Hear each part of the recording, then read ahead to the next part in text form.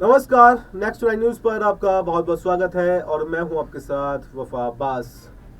दिल्ली चुनाव का बिगुल बज चुका है। सभी पार्टियां अपनी अपनी तैयारियां में लगी हुई हैं और नॉमिनेशन 17 जनवरी से पहले पहले फाइल करना है। यहाँ पर इस बार काफी पार्टियां जो हैं चुनावी मैदान में उतरी हुई हैं। अगर मेन पार्टी की बात करें तो सबसे पहले आम आदमी पार्टी है, कांग्रेस है, बीजेपी है। इसके अलावा अजीत पवार ने भी यहाँ पर कैंडिडेट उतारे हैं। इसके अलावा रामदास अठावले जो एनडीए के समर्थक हैं, उन्होंने भी यहाँ पर अपने प्रत्याशी उतारे हैं और बीएसपी तो पहले से ही दिल्ली के अंदर अपने प्रत्याशियों को उतारती रही है। ऐसे ही नीतीश कुमार भी कहीं ना कहीं दिल्ली के अंदर चुनावी ताल ठोकते हुए नजर आ रहे हैं और चिराग पासवान भी कल तलक या आज शाम तलक जो है अपने उम्मीदवारों का ऐलान कर सकते हैं। यानी ये देखा जा रहा है इस बार काफी ज्यादा पार्टी जो है दिल्ली के अंदर चुनाव लड़ रही हैं और देखने वाली बात यह है, चाहे वो इंडिया गठबंधन की पार्टियां हो या एनडीए गठबंधन की पार्टियां हो, दोनों ही पार्टियां गठबंधन के साथ में चुनाव नहीं लड़ रही हैं बल्कि स्वतंत्र रूप से अलग अलग जो है दिल्ली के अंदर चुनाव लड़ रही हैं। ऐसे में हम बात करेंगे आकाश आनंद की, हम बात करेंगे बीएसपी की, क्योंकि आकाश आनंद इस दिनों चर्चा का विषय बने हुए हैं और खूब सुर्खियां दिल्ली के चुनाव में बटोर रहे हैं, क्योंकि उन्होंने वार किया है अरविंद केजरीवाल पर। उन्होंने कहा है कि अरविंद केजरीवाल को एक एथलीट होना चाहिए था, क्योंकि जितना वो फेंकते हैं वो कम है। वहां पर अगर वो फेंकते हैं तो वहां पर ज्यादा जो मान सम्मान है, वहां पर ज्यादा प्रतिष्ठा जो है उनको मिल सकती थी।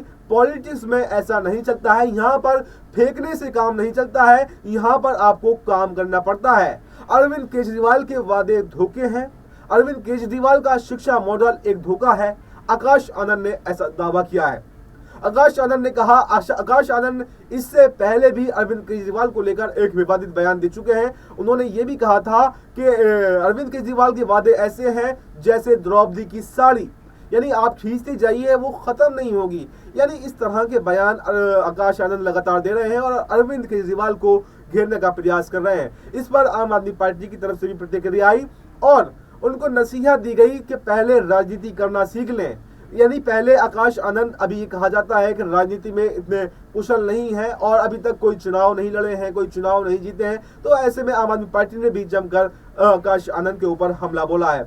अब ऐसे में देखना यह है क्या मायावती मिल्कीपुर उपचुनाव में तो नहीं लड़ रही हैं, अपने कैंडिडेट को नहीं उतार रही हैं, लेकिन दिल्ली के अंदर किसके साथ में आने वाली हैं? क्या एक दो सीट, दो चार सीट बीएसपी जीत सकती है या फिर नहीं जीतेगी? और इस तरह की बयानबाजी करना, विवादित बयान देना, क्या बीएसपी के लिए ठीक रहने वाला है या नहीं? क्योंकि अरविंद केजरीवाल दिल्ली के मुख्यमंत्री 3 बार रह चुके हैं, एक अच्छा वोट बैंक दिल्ली के अंदर है, तो ऐसे में अरविंद केजरीवाल के ऊपर बयानबाजी करके क्या आकाश आनंद को कुछ सफलता मिल पाएगी या नहीं, ये देखना काफी दिलचस्प होगा। इसके लिए हमें इंतजार करना होगा 8 फरवरी का, जब दिल्ली चुनाव के नतीजे आएंगे। इस पूरी खबर पर आपको क्या कहना है, आप कमेंट बॉक्स में अपनी राय दे सकते हैं। फिलहाल इस खबर में इतना ही। देश और दुनिया की तमाम बड़ी खबरों के लिए आप बने रहिए हमारे साथ और देखते रहिए नेक्स्ट 9 न्यूज।